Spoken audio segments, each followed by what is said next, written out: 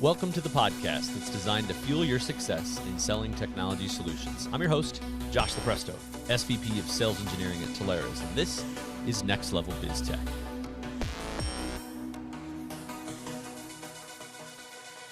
Hey everybody, welcome in. Good morning. Today we are wrapping up a CX track titled Unleashing CX Excellence and Journeying into the Omni-Channel World.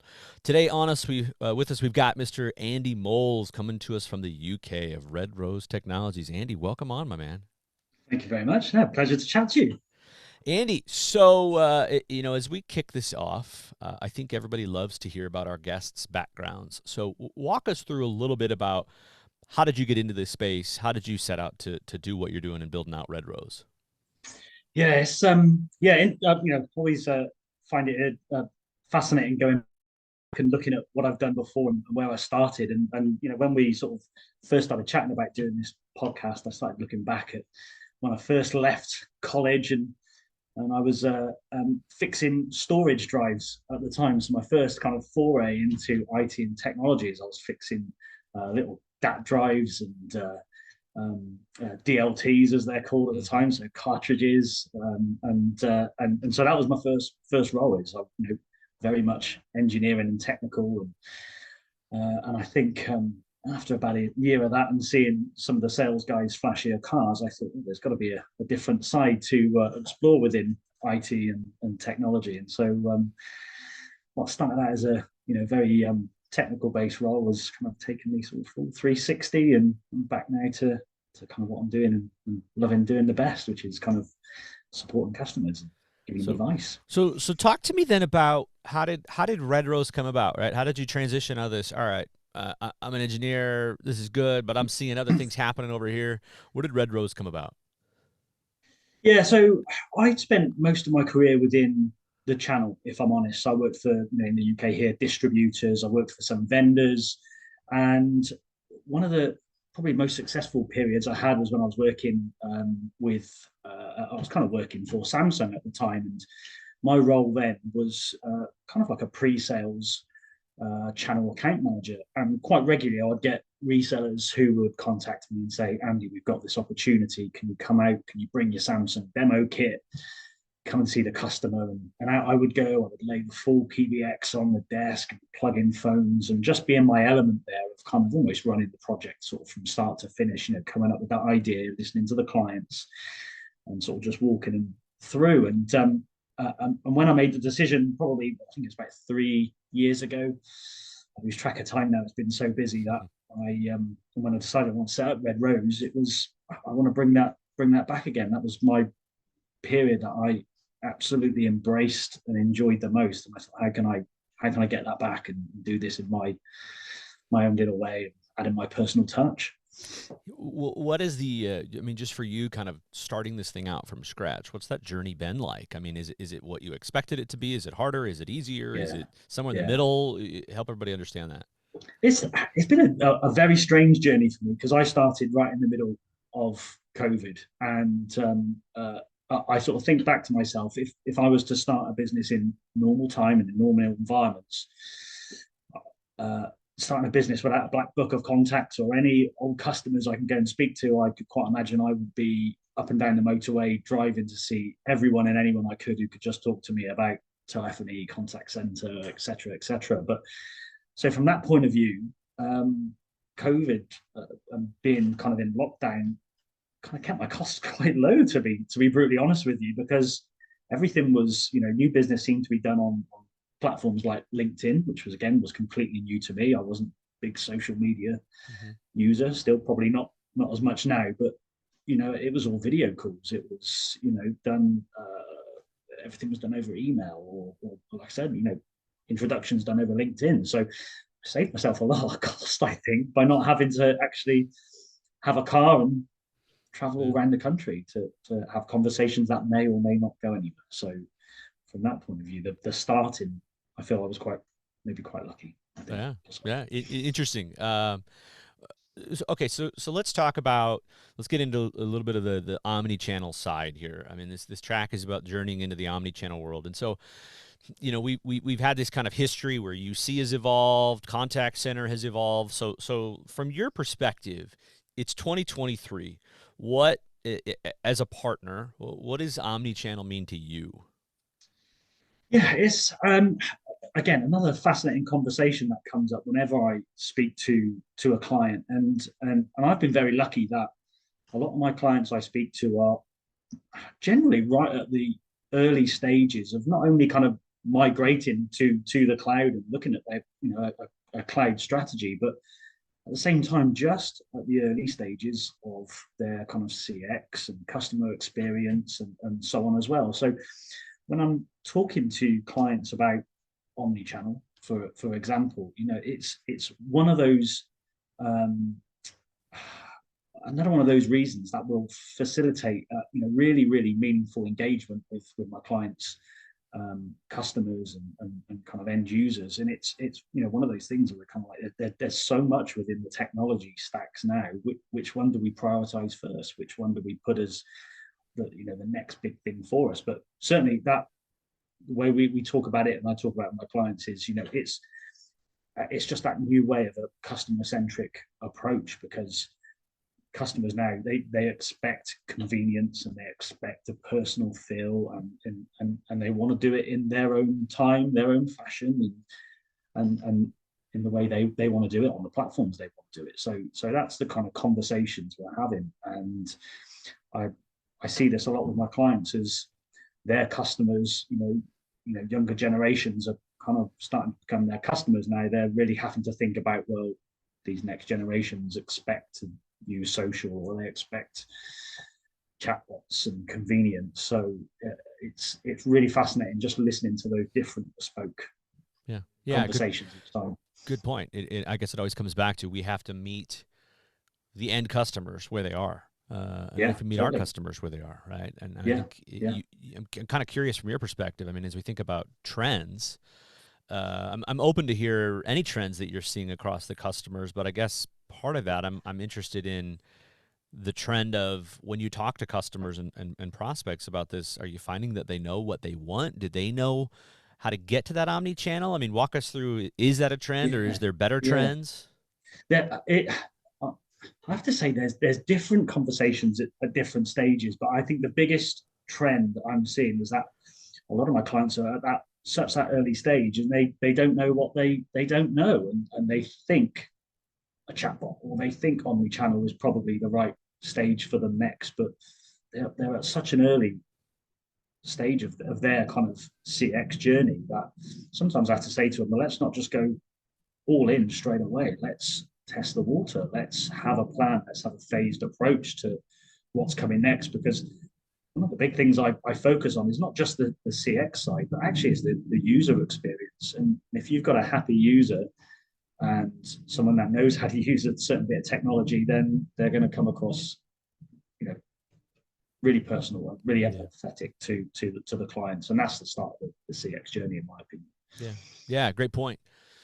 Let's talk about industries, verticals, markets. I know it seems like this technology certainly applies to everybody, but are there any specific industries or verticals that you go, wow, these guys really struggle with CX, and if so, what are some of those challenges that might be tricky for them? Certainly, two of the industries, and one in particular that I work quite heavily in, is the legal sector, and it is absolutely fascinating now to see the rise of contact center technology within the legal sector and law firms, because I don't think they will mind me saying, but they've traditionally been slow to change and to uptake, and now a contact center in my clients can represent anything from their internal support desk through to a concierge, a switchboard, or even a customer facing tool. So it's really the contact center technology and that sort of CX and user experience is just kind of exploded within legal firms, and it's great to be a part of that, because it feels like it's a really early journey that we're all growing with together and learning about as we go. Yeah, I would echo that. I think when we got pulled in historically to legal discovery calls, we'd think about this and go, these guys aren't going to do anything. They're not going to make a move. They never make a move. They love to hug the on-prem. They love to, hug the legacy technology. And yeah, I mean, that if those guys are evolving, that should tell everybody where we're at in the curve, Yeah, yet there's still so much opportunity.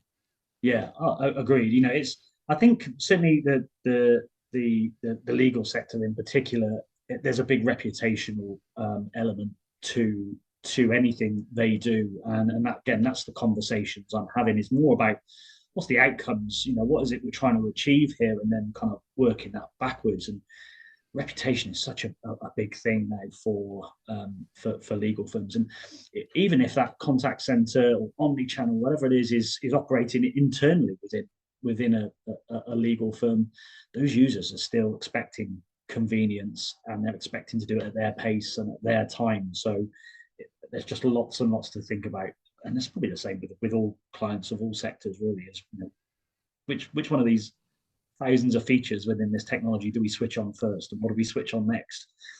Yeah, it's interesting. I think if you're when we think about who's listening to this podcast, right? Like we talked about before we started, it's current partners, it's people that want to be partners but don't understand our world yet, or don't even know that this exists, and just think customers are buying things directly.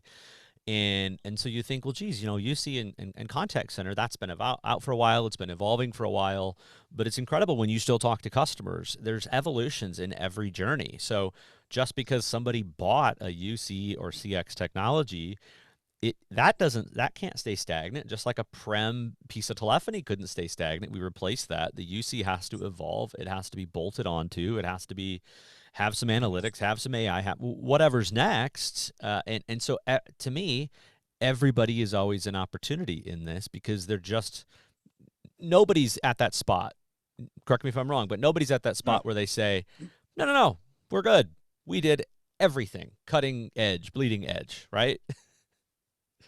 I totally agree with you. Yeah, and that's why I really emphasize to my clients when we're going through this process is actually to be um, to to just trial and test, really, because and keep evolving and keep trying new things, because there is a lot of features out there, and clients are always evolving and things are always happening. So it's to have that kind of staged approach, and like I said, it's if you're looking at technology stack and going, oh, that would be quite good, that omni-channel, or maybe that AI, it's pilot it, trial it, and see how it fits, see if it fits the culture. Because again, that's a big thing as well, is the not only the reputation, but the culture within an organization as well. Does that bit of technology Yeah, fit the culture of what they're trying to do? good point. All right, so let's talk about a deal. So I want to dissect, walk us through a customer, current, or a prospect that you got brought into. What were you told the problem was? And then as you kind of went into that, what did you really find out that the problem was? And then what does it either, what does it look like the end solution is going to be, or what was the end solution that you put in place? Yeah, yeah. Have had so many projects, funnily enough, actually, where I've gone in day one, and I like to hear what the team there are expecting day one. And quite often I hear it's got to be in Microsoft Teams. It's got to integrate with our E5s. Okay, okay, right. Well, that's fine. We can deal with that. But what are the other problems? And then that's really how I work. Is trying to be a problem solver for my clients, and not just kind of speaking to the technology team, or someone leading a transformation or a change project to kind of go, where's your end goal? But if I was to kind of uh, immerse myself within your business and spend a day with a fee earner, or spend a day with an agent in the contact center, is looking at how they work, what are they facing as problems, and taking that back to the IT team. And that's kind of most of my projects, to be honest, is actually right. Get it, understand where you want to be, Microsoft Teams, but what are we trying to solve here?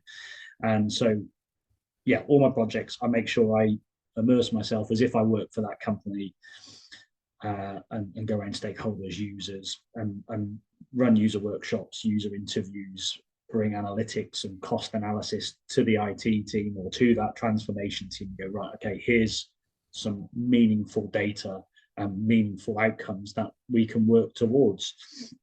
And like I said, with it, most of these law firms that I'm dealing with now, the rise of the conversation around, let's take for example a project I'm working on at the moment where the contact center is all about their internal service desk, and they want to now bring that service desk closer to their internal users, and so it's now really investigating about what technologies like omni-channel or AI can enable that kind of bring in the users closer to that service desk. So I kind of suppose I kind of go around the business and find problems.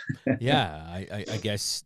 I mean, do you how important at the end of these, if you look at the deals that you've looked at that start with teams, how often does teams become the driving point at the very end? Is it 100% of the time it's still critically important, or is it, oh yeah, 10% of the time they're still talking about it? Yeah, yeah.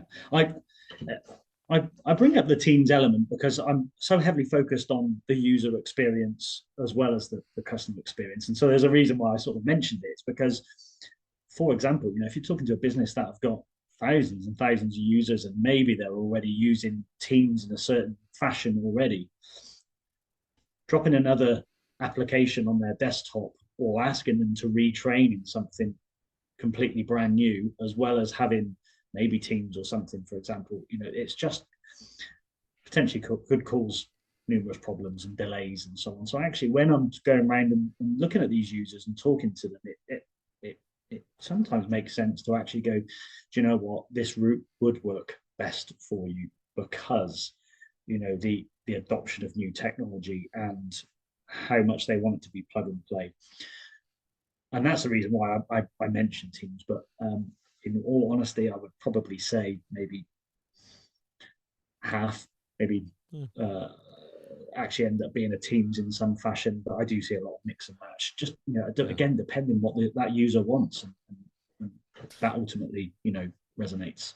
Well, I mean, I think that's such a good, honest statistic of, I think it shows the value that we have to add, right? If you were to say, oh, 100% of the time Teams ends up at the very end, then we would say, okay, customers know what they want, they know what's out there, they know what's possible.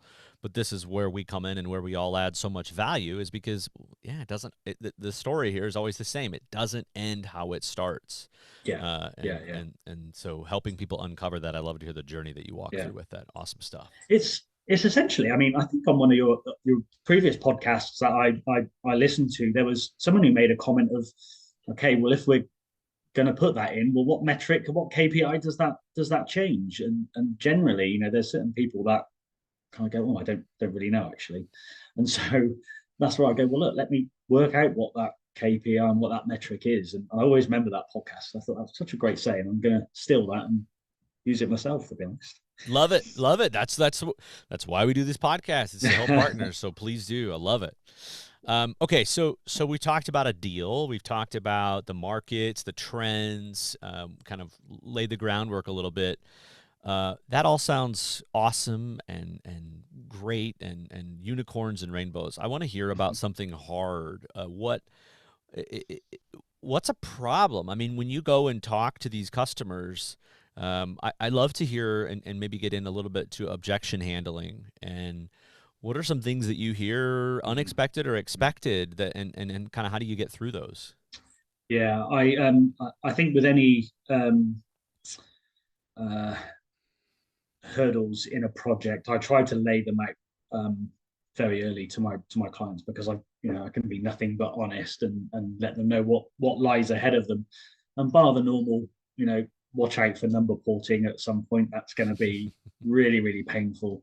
I think when we're talking about um, contact center and CX and so on, I feel the unexpected hurdle that's going to come is when an agent is faced with a new bit of technology. Okay, they've been trained, they've been through all the relevant onboarding and so on, but what happens when they get that first disruptive customer and they're kind of got a bit of technology sat in front of them, they're going, I think I know how to use this. I'm getting to know it, and how do I remain kind of professional, empathetic, and so on, while I'm still trying to work out what on earth is going on my desktop.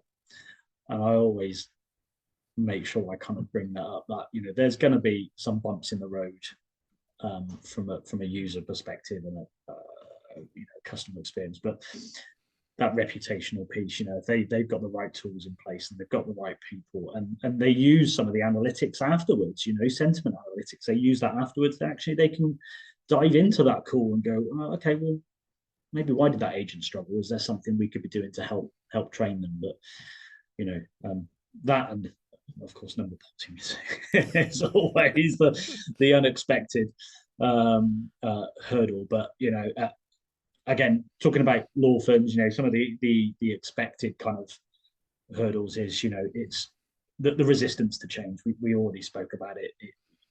Traditionally, law firms that I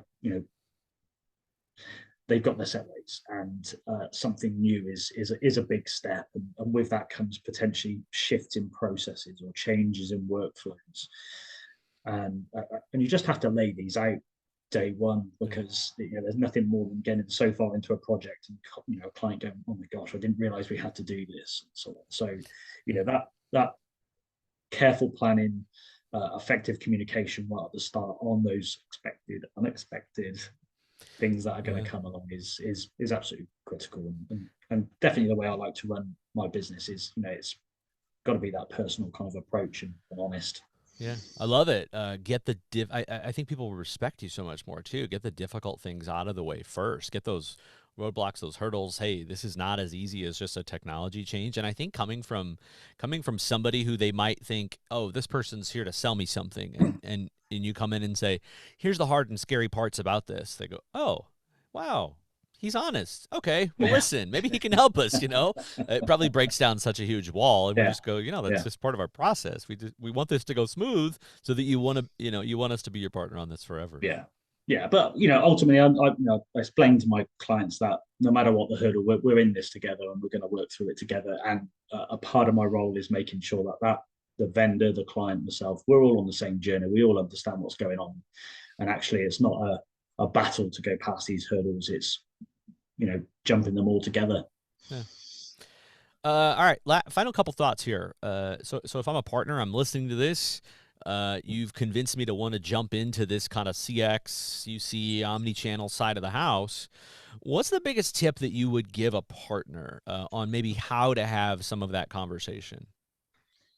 Yeah, I think I kind of alluded to it fairly early on. Is actually I spend a lot of my time really focusing on actually the user itself, and there's all sorts of customer journey mapping you can do. There's all sorts of technology you can throw at this day one, but I really focus quite heavily on that user experience, because, like I said, if you've got a happy user and a confident user, and let's say one of these users in the contact center is financially driven and earns commission off of certain sales, and you've put the right technology in place that when a call lands with them, they haven't got to go through certain levels of discovery, and actually they've got a kind of a hot prospect in front of them, and they can close it quickly. Then you're just going to have a happy user. It's just going to resonate that CX part. But that's without giving people too much about what I do on a day-to-day basis. That really, that is my Good. focus, is actually what do the users need, and bring the users along the project as well. Give them a voice Yeah. in the project, Yeah. No, that's really good advice. Good. because if you're only going to get good adoption if the users bought it. Yes, it can't just be, oh, great, now I've been told I got to do this. It's no, I was part of that discussion. They heard us, they listened to us, they know actually what we need. So we're all in. Good stuff. All right, final thoughts, Andy. So let's talk about your opinion on the future. And I know anymore it's hard to look out past 12 months because this technology is just, Yeah. it evolves so incredibly fast. But if we just look out 12 months, we talk about the evolution of the broader CX market here. I think you've defined what omni-channel means. I think you've defined kind of where we're at, how you go through some of these journeys. But what do you think is going to happen over the next 12 months of evolution? I think it's going to be an exciting time for sure. I mean, you're seeing already some of the vendors with what they're doing with AI and automation, I think that's going to be a real huge enabler of any conversation now is, based on a client's culture and how they want to approach speaking to clients. I feel like the whole AI, the automation, and of course social media, that's always still going to be there and only get more relevant and more stronger. But I just can't wait to see where the automation side of things is going to really drive this technology, because certainly I feel at the moment that not only uh, clients are really at that early stage of technology adoption around contact centers, but our vendors are really putting some serious R&D into contact center as well, and it feels like we're right at the start of a really cool journey. So I can't wait to see what else is coming. To be honest, I love it. Yeah, it's a fun time to be in this space. I'm with you. I think we're in the middle of a once in a great while paradigm shift. So it's a good time to be in technology. Yeah, yeah. great stuff. Okay, man. Andy, that wraps us up for today. I'm out of questions, man. I really appreciate you coming on. Thank you. No, it's been a pleasure. Awesome. All right, everybody. That wraps us up for today. Andy Bowles, Red Rose Technologies, talking about Omni-Channel and the journey in. So I'm your host, Josh Lepresto, SVP of Sales Engineering. This is Next Level Biz Tech. Next Level Biz Tech has been a production of Talaris Studio 19. Please visit Talaris.com for more information.